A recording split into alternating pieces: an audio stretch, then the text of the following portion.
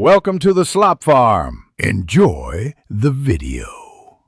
You start by powering off and unplugging the player, then remove the CD.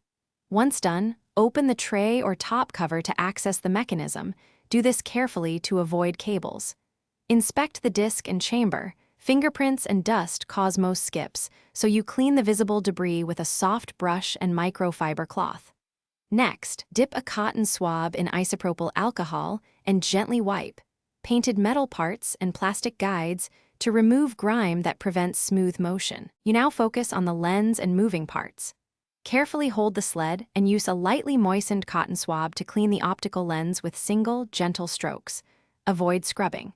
Then operate the tray by hand to expose belts and rails. If they're sticky, apply a small drop of silicone lubricant to rail surfaces, not to the belts themselves. Finally, check and snug any loose screws around the sled and spindle so the disc tracks smoothly and stays concentric. You reassemble the player and power it on, then test playback using a known good disc to verify improvement. Play early, middle, and late tracks. If skipping persists, perform a soft reset or run a commercial lens cleaner disc once.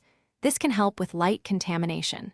Make sure to test multiple discs to rule out media faults. If problems continue, the likely causes are a failing spindle motor or degraded laser assembly. At that point, consider professional repair. Thanks for watching. Consider subscribing if we helped you today.